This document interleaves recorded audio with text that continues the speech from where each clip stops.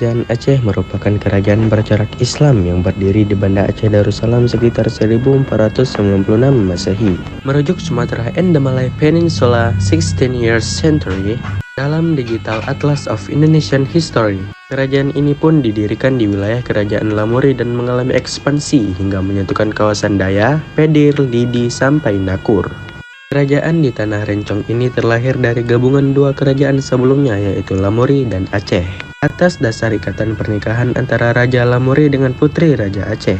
Setelah resmi bergabung, kerajaan pun menciptakan kekuasaan baru dengan sebutan Kesultanan Aceh Darussalam. Sejak pertama berdiri, Kesultanan Aceh sudah lebih dulu berlandaskan ajaran Islam.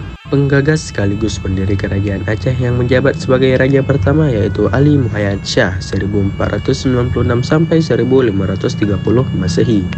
Regenerasi pemimpin untuk Kerajaan Aceh terus berlanjut, mulai dari putra Ali Muhayyad Shah yaitu Salahuddin sampai berlanjut ke tangan Sultan Iskandar Muda 1607 sampai 1636 Masehi. Menurut buku Kerajaan Aceh, zaman Sultan Iskandar Muda tahun 2008, karya Danis Lambar, Kesultanan Aceh Darussalam mengalami era kejayaan di masa kepemimpinan Iskandar Muda. Pada saat itu, Sultan Iskandar Muda sangat menolak keras bentuk kerjasama yang ditawarkan oleh asing. Bahkan, ia sudah paham segala trik asing yang berupaya memanfaatkan sumber daya miliknya. Sejumlah tawaran kerjasama mulai dari Inggris, Portugis, hingga Belanda, tidak ada satupun yang diizinkan. Siasat Portugis, Belanda, sampai Inggris untuk merebut kekuasaan Aceh dibuat menyerah. Sampai akhirnya, mereka memilih ganti wilayah yang berimbas ke Pulau Jawa dan Maluku. Pada masa Sultan Iskandar Muda, cukup sukses dalam memperluas wilayah kekuasaan termasuk Semenanjung Malaya yaitu Johor, Perak, Melaka, Kedah, Patani, sampai sebagian besar Sumatera. Pada periode Iskandar Muda, berpengaruh besar pada kebudayaan Islam yang diterapkan dalam kehidupan masyarakatnya. Sampai-sampai daerah ini mendapat julukan Selama Mekah atau sering disebut Serambi Mekah. Merujuk dari situs Pemprov Aceh, usai Sultan Iskandar Muda wafat pada Desember 1636, pada penggantinya kurang mampu mempertahankan kebesaran kerajaan. Kedudukan Aceh yang sempat dijadikan salah satu kerajaan terbesar Asia Tenggara mulai melemah dan semakin mudah dipengaruhi oleh luar. Kesultanan Aceh Darussalam kemudian terus menjadi incaran asing.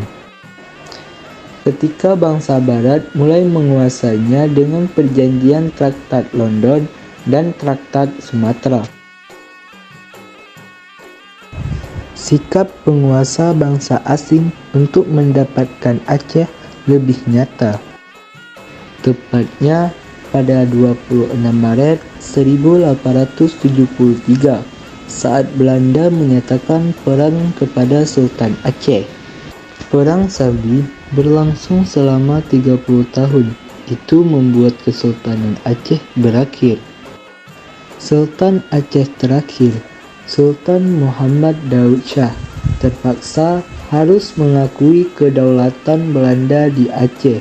Setelah kejadian itu, wilayah Aceh masuk secara administratif ke Hindia Timur Belanda dan menjadi Hindia Belanda sebagai nenek moyang Indonesia. Ada banyak jejak peninggalan dari Kerajaan Aceh yang masih bertahan dan bisa dilihat sekarang ini. Beberapa di antaranya ialah Masjid Raya Baitur Rahman di Banda Aceh, Taman Sari Gunungan, Benteng Indrapatra, Meriam Kesultanan Aceh.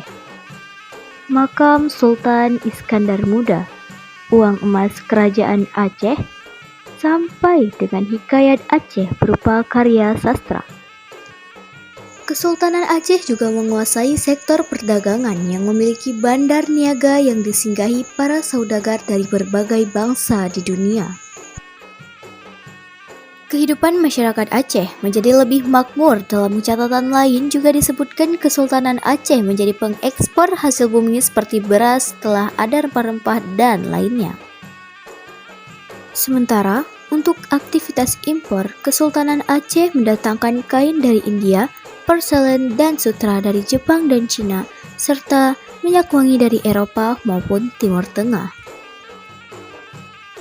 Pada tahun 1636, menurut ahli sejarah, kemunduran ini akhirnya membuat Kesultanan Aceh hancur secara perlahan. Di antara beberapa faktor penyebab runtuhnya Kesultanan Aceh Darussalam adalah 1. Tidak adanya pemimpin yang cakap setelah wafatnya Sultan Iskandar Muda. 2. Terjadi perpecahan internal antara kaum bangsawan dengan kaum ulama. 3. Banyak negeri yang taklukkan yang memisahkan diri dari kerajaan Aceh termasuk Johor, Pahang, Perlak, Minangkabau, Siak, dan lainnya. Itulah kisah Kesultanan Aceh Darussalam yang mengalami masa kejayaan selama beberapa abad hingga mengalami keruntuhan. Semoga kisah ini bermanfaat dan memberi pengetahuan sejarah kepada kita semua.